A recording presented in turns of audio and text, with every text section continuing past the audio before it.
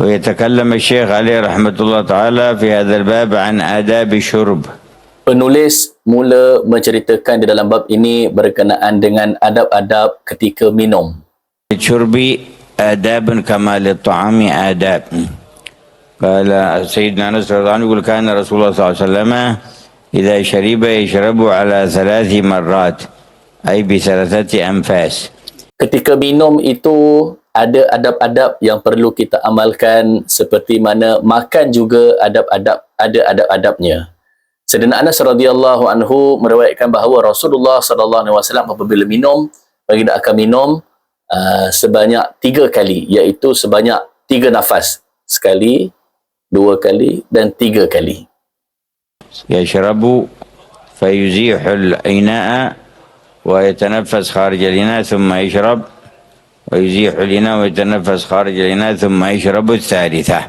Baginda akan minum sekali, kemudian baginda akan berhenti, dan kemudian baginda akan minum kali kedua, dan kemudian baginda akan letak jauhkan sedikit cawan itu daripada mulut baginda.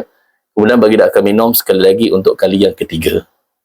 ويقول إنه أروى أقرب إلى ري الإنسان وأبرأ أقرب أيضا إلى اسم براءته من الأمراض والعلل وأمرأ أهنى وأطيب بأن يشرب ب3 زف، فكان هذا هو الأفضل وهو السنة في شرب الماء وغيره، فأن يشرب ب3 أنفاس. Kata Nabi SAW, dengan minum sebanyak 3 kali seperti itu, ia adalah lebih bagus untuk mengenyangkan, menghilangkan dahaga, dan ia adalah lebih bagus untuk menjauhkan daripada penyakit, dan ia adalah lebih bagus dan lebih enak untuk diminum.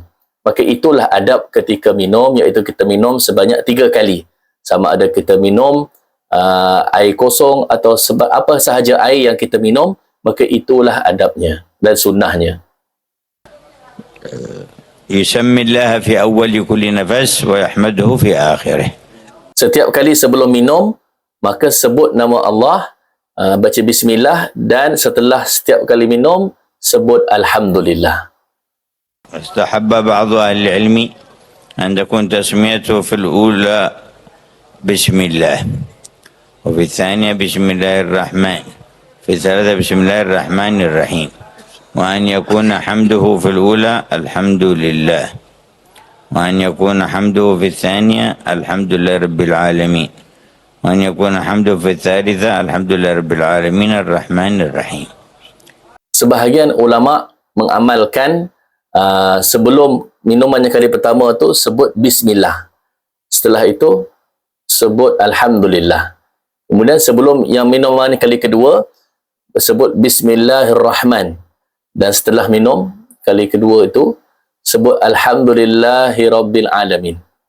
Kemudian sebelum minum yang kali ketiga sebut bismillahirrahmanirrahim, dan setelah minum yang kali ketiga sebut alhamdulillahirabbil alamin arrahmanirrahim.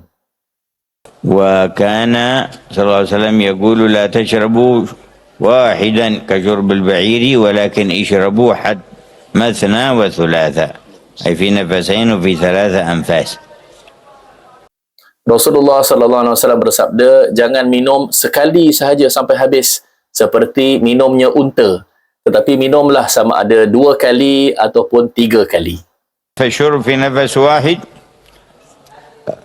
قال بكراهته ابن عباس وطاووس، وقال ابن عباس شرب الشيطان. Minum sekali sahaja sampai habis, dengan satu nafas saja sampai habis, maka ia adalah makruh mengikut pendapat Ibnu Abbas dan Tawus. Dan Ibnu Abbas mengatakan itu adalah gaya minum syaitan. وقال لا الجمهور بجوازه ولكنه خلاف الأولى، فالأفضل أن يشرب ب3 أنفاس. Tetapi pendapat majoriti para ulama mengatakan ia adalah harus. Kalau minum sekali je sampai habis, itu adalah harus hukumnya.